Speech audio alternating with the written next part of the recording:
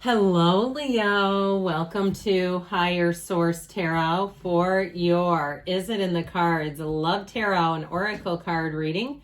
We are going to start off right away with a couple of archetype cards. This will be your card representing your energy. Then we're going to get to the person you're attracting. You have the card of the Samaritan. Light attributes refines your capacity to help those you would prefer to ignore. So you may find if you're a little more understanding, a little more compassionate, a little bit, a little more flexible, that's representing you. Now, the shadow attribute can be exacting appreciation and recognition for the help you offer. I've heard this, that the definition of humility is doing something and good for someone else and not getting caught. Okay, where you do things and you don't need attaboys. You don't need the whole office to know. You don't need your whole neighborhood to know. You don't need your ex to know. You don't have to post it.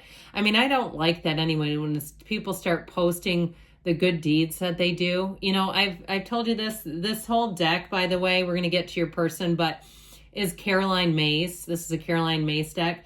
And she once talked about an activity that I think is absolutely genius. Write down every single good thing you've ever done in your life. And you're going to say, that's impossible. I don't remember every good act. Okay, follow that up with every time you betrayed yourself. Man, that list will be real quick and real short, won't it? Because we remember that. So it's like, really learning to not betray yourself. But also, too, I feel like that humility is a piece of it. Now, their energy is described as the scribe. Okay, the light attribute is preserving knowledge and information. So this may be somebody who has a great memory. Now, you know how that can be. We have to be careful because as human beings, we tend to become historians when we're wronged. So if you're asking about an ex, okay, we'll see what this will lead us to. The shadow attribute is altering facts or plagiarizing other people's work. And so just being careful that this person doesn't tip too much into the shadow aspects, the idea stealer, or, when somebody retells a story. And it could be about an ex. If you know that your ex would leave out information or would retell stories and all of a sudden they're star of the show when they weren't even a supporting character, you were there and they had nothing to do with what they're, that. Okay, so if it's an ex too, then that might also be part of it. So you could also have the light attributes in the one that you're attracting now and the shadow aspects in an ex. Okay, if you see it both ways, you say, no, that one sounds like so-and-so. Let's see what else the cards say, and then we're going to get on to the tarot. This will be our theme for today. Coffee cup. Okay, you might be getting some coffee dates here, guys. Meeting and talking, savoring the moment, feeling elevated, building friendships. Now, I've been telling others this, Leo, get yourself ready because this feels like it's going to move fast. Like if you're single, you have somebody who's going to ask you out and you want to be ready. You want to have your hair fresh. You want to have an outfit you feel good in. Something where you could say, I could go out with somebody today. I'm ready today. Getting rid of the holiday bloat if we need to do that. All right. 3 cards to represent your energy.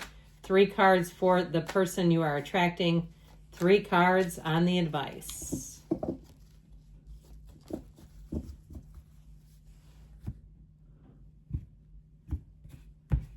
All right, your energy.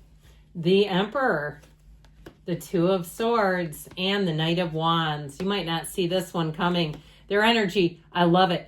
Ace, 2 of Cups right next door to each other. 4 of Cups, the advice.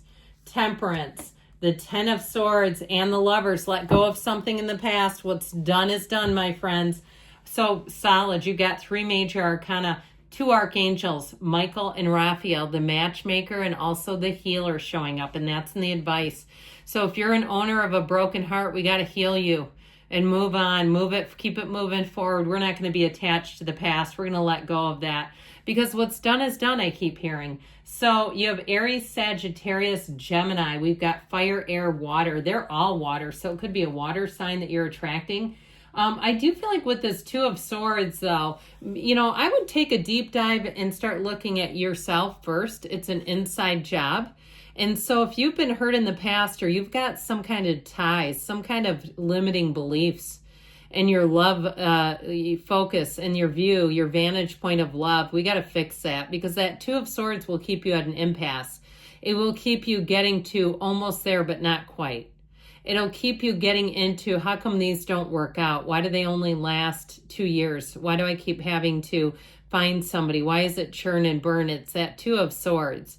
Now, I'd also say too, if you're looking at a reconciliation, I'd be careful with that. Now, their energy is great, so I'm not totally ruling it out, but I feel like you've got to be able to see the whole picture in your love life.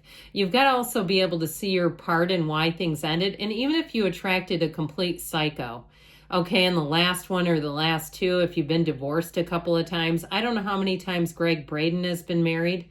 He's never fully revealed, but he's been divorced, I think, more than twice. I'd be interested to know.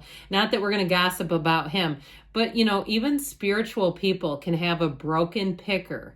It happens all the time. And I'll tell you why.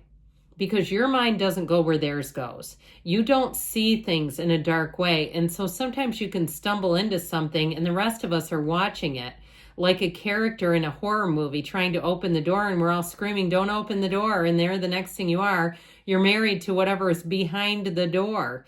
And so I feel like it's a new year, new you, and it's time for you to break free of old relationship patterns and really allow yourself to be loved.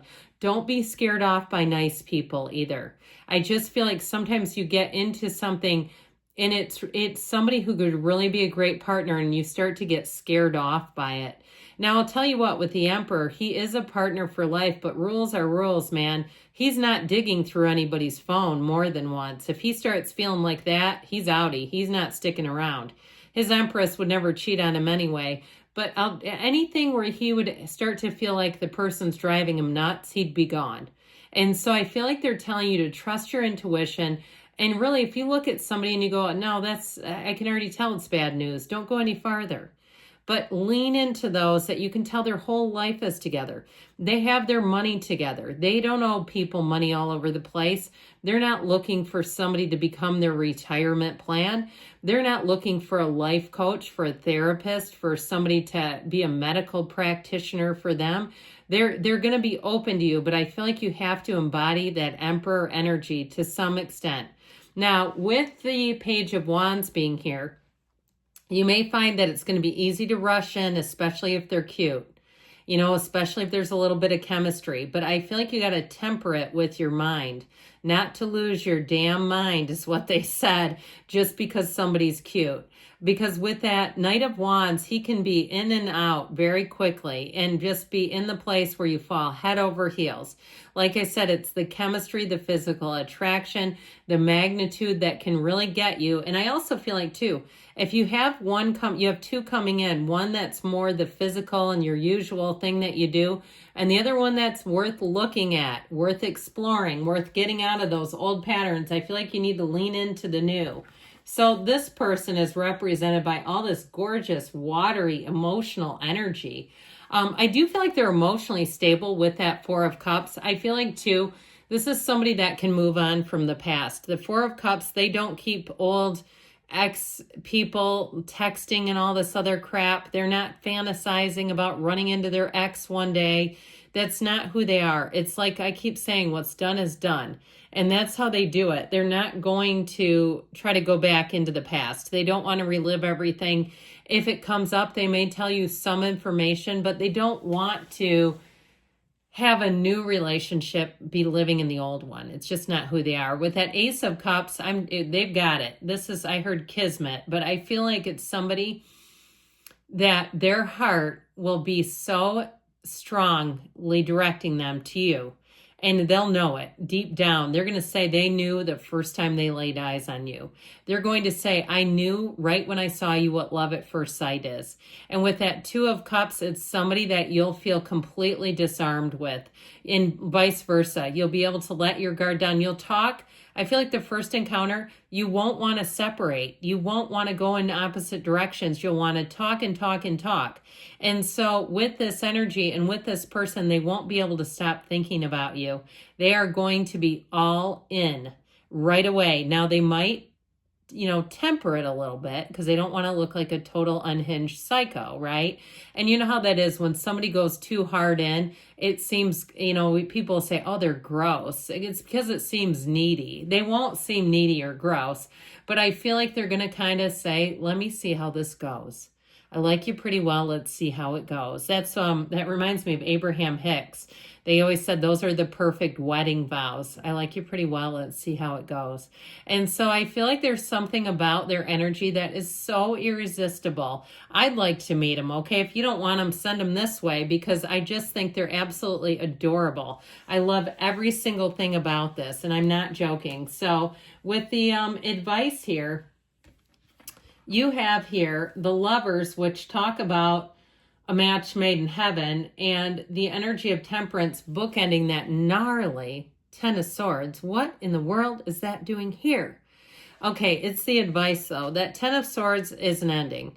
And some of it may be on a bigger scale, like you're going to actually break free of a pattern that has been holding you back your whole love life. You're going to be done with some things. You're going to be done with overthinking.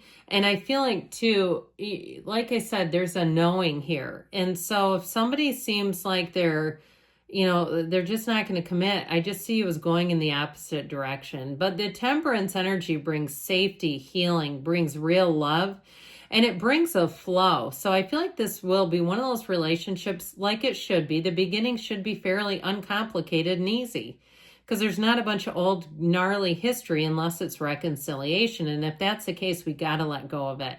We cannot resurrect the past or it will not work, not in this.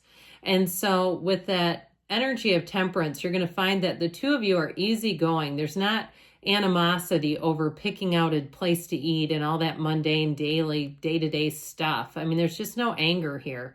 Because with the energy of the Lovers, it is easy to love you. That's what they keep saying. You're easy to love and vice versa.